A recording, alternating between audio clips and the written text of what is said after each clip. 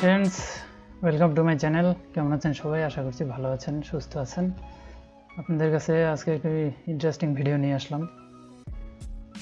আমরা যারা Windows user আছি, উইন্ডোজ অপারেটিং সিস্টেম ইউজ করে থাকি, তারা অনেকে উইন্ডোজ 7 ইউজ করতেছি, উইন্ডোজ 10 ইউজ করতেছি। বাট লেটেস্ট যেটা আসছে উইন্ডোজ 11, অনেকের পিসির কনফিগারেশনের কারণে উইন্ডোজ 11 ইনস্টল দিতে পারতেছেন না। তাদেরও ইচ্ছে হচ্ছে যে আমি উইন্ডোজ 11টা একটু ইউজ করে দেখতাম উইন্ডোজ 11 আসলে কীরকম, কী কী ফাংশন আছে, কী কী প্রসেস তারা করছে, কীরকম দেখতে। কিন্তু আপনার হার্ডওয়্যার রিকোয়ারমেন্ট একটু দুর্বল থাকার কারণে আপনি উইন্ডোজ 11 দিতে পারতেছেন না। উইন্ডোজ 11 দিতে গেলে আপনারা এ ধরনের নোটিফিকেশন ফেস করতেছেন যে মিনিমাম সিস্টেম রিকোয়ারমেন্ট ফুলফিল হচ্ছে না, এই জন্য উইন্ডোজ 11 দিতে পারতেছেন না, এই ধরনের নোটিফিকেশন আসতেছে। তো আসলে উইন্ডোজ 11 দিতে গেলে যে সিস্টেম রিকোয়ারমেন্ট, যে প্রধান দুইটা ইস্যু, সেটা হচ্ছে 2.0 TPM চিপ লাগতেছে, আপনার মাদারবোর্ডে থাকতে হবে এবং আপনার সিকিউর বুট ইনেবল থাকতে হবে, তাহলে আপনি উইন্ডোজ 11 দিতে পারবেন। কিন্তু আপনার ইচ্ছে হচ্ছে যে আপনি উইন্ডোজ 11 ইউজ করবেন, এই মুহূর্তে আপনি পিসি আপডেট করতে পারতেছেন না বা লেটেস্ট মাদারবোর্ড নিতে পারতেছেন না, তাহলে আপনি কীভাবে উইন্ডোজ 11 দিবেন আপনার কম্পিউটারে? আজকে সেই প্রসেসটাই দেখাই দেব। আপনি আপনার পিসিতে অনায়াসে উইন্ডোজ 11 দিতে পারবেন, সেখানে 2.0 TPM চিপ থাক বা না থাক। চলুন ভিডিওটি শুরু করি। যেটা করব, উইন্ডোজ 11-এর অফিসিয়াল ISO ফাইল উইন্ডোজ 11-এর মাইক্রোসফটের অফিসিয়াল ওয়েবসাইট থেকে ডাউনলোড করে নেব। আমি সেটার জন্য আলাদা একটা ভিডিও বানিয়ে রেখেছি, সেটা ডেসক্রিপশন বক্সে লিঙ্ক দেওয়া থাকবে, আপনারা দেখে নিতে পারেন কীভাবে অফিসিয়াল ISO ডাউনলোড করতে হয়। ডাউনলোড করার পরে আমরা ডাউনলোড করে নেব রুফুস সফটওয়্যার। এই রুফুস সফটওয়্যার আপনারা গুগলে সার্চ করে ডাউনলোড করে নিতে পারবেন। এই রুফুস সফটওয়্যার ডাউনলোড করার পরে দুটো জিনিস যখন ডাউনলোড হয়ে যাবে, তখন আমি চলে আসলাম রুফুস সফটওয়্যারে। এটা এখন আমি রান অ্যাজ অ্যাডমিনিস্ট্রেটর দিয়ে রান করব। রান করার পরে আমি পেন ড্রাইভ লাগিয়ে নিয়েছি, আমার এটা ডাটা 16 GB দেখাচ্ছে। আমরা আপনাদের পেন ড্রাইভ লাগিয়ে নেবেন। নেওয়ার পরে এখানে যা আছে তাই, এখানে সিলেকশনে যাব।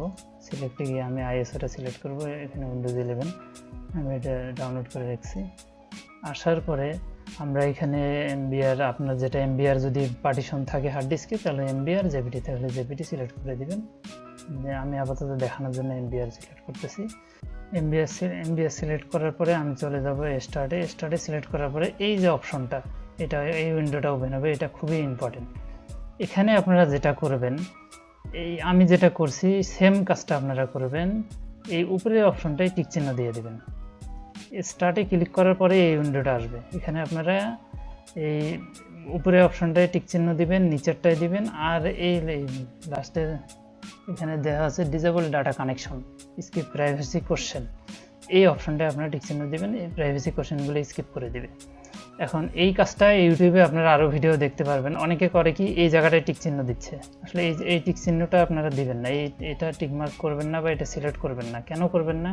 এটা যদি সিলেক্ট করে দেন, তাহলে আপনার পিসির, আমি যে উইন্ডোজ 11 বর্তমানে ইউজ করতেছি, আমি যদি এটা দিয়ে এখন বুটেবল পেন ড্রাইভ রেডি করি, তাহলে আমার পিসির যে আইডি পাসওয়ার্ড, সেটা ওই অবস্থাতে আরেকজনের কাছে চলে যাচ্ছে বা ওই পেন ড্রাইভে সেট আপ হয়ে যাচ্ছে। এখন ওই পেন ড্রাইভ দিয়ে আমি যেখানে ISO বুট করব বা উইন্ডোজ ইনস্টল দেবো, সেখানে এই পাসওয়ার্ডটা ছাড়া পিসিতে প্রবেশ করা যাবে না।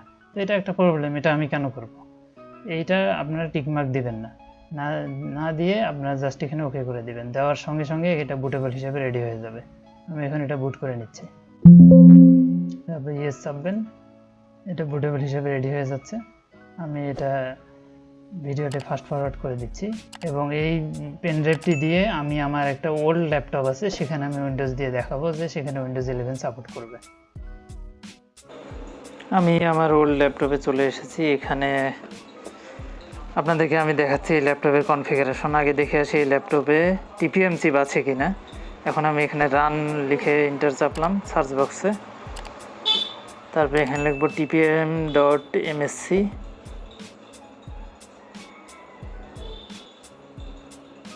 লিখে ওকে চাপলাম। এখানে আপনারা দেখতে পাচ্ছেন যে এখানে TPM চিপ নাই।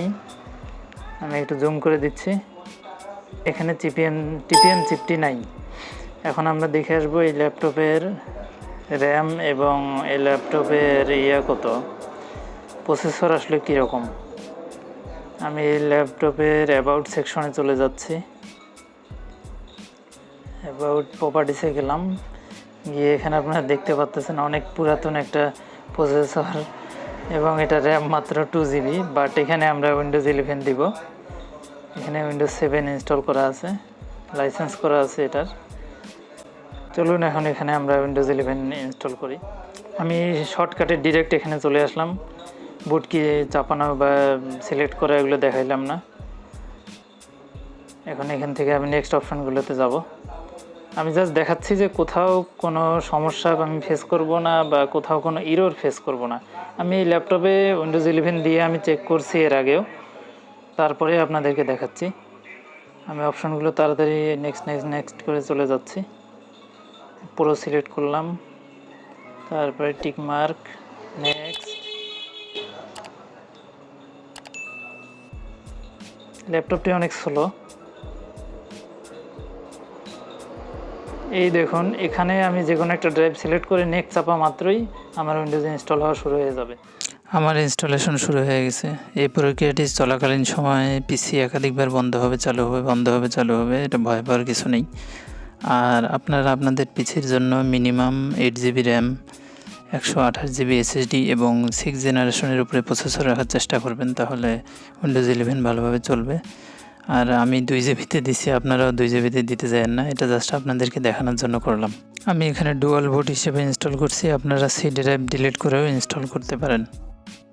আসলে TPM চিপ আমাদের মাদারবোর্ডের জন্য অনেক গুরুত্বপূর্ণ। এটা আমাদেরকে অনেক হাই সিকিউরিটি প্রদান করে, আর কোম্পানি যেহেতু এটাকে রেকমেন্ডেড করতেছে, তাহলে এটা আমাদের জন্য অবশ্যই মাচ বেটার। যদি আপনার সম্ভব হয়, আপনি মাদারবোর্ডে একটি TPM চিপ লাগিয়ে নিয়ে উইন্ডোজ ইনস্টল করাটা বেটার হবে। অনেক মাদারবোর্ডে এই TPM চিপ আলাদাভাবে লাগানো যায়, এটা আপনারা সার্ভিসিং সেন্টারে গিয়ে লাগাই নিতে পারবেন। তাহলে দেখতেই পারলেন আমি কত ইজিলি এখানে উইন্ডোজ 11 ইনস্টল করে ফেললাম। তো আপনারাও ইজিলি উইন্ডোজ ইনস্টল করতে পারবেন, আশা করি কোনো প্রবলেম হবে না। আশা করি বন্ধুরা আমার এই ভিডিওটি থেকে আপনারা এই বিষয়ে পুরোপুরি ধারণা পেয়েছেন। যারা এরকম পুরনো পিসিতে উইন্ডোজ দিতে চাচ্ছে তাদের কাছে এই ভিডিওটি পৌঁছে দিবেন। আমার চ্যানেলটি সাবস্ক্রাইব করে আমার সঙ্গে থাকবেন। আমাকে কমেন্ট করে জানাবেন আপনারা উইন্ডোজ দিতে পারতেছেন কিনা, বা কোনো প্রবলেম হলে, কোনো সমস্যা হলে সেটাও কমেন্ট করে জানাবেন। আমি হেল্প করার চেষ্টা করব, এবং কী ধরনের ভিডিও আরও দেখতে চাচ্ছেন সেটাও আমাকে জানাবেন। নেক্সট ভিডিওতে আবার আপনাদের সঙ্গে দেখা হবে, ততক্ষণ পর্যন্ত ভালো থাকবেন। আসসালামু আলাইকুম।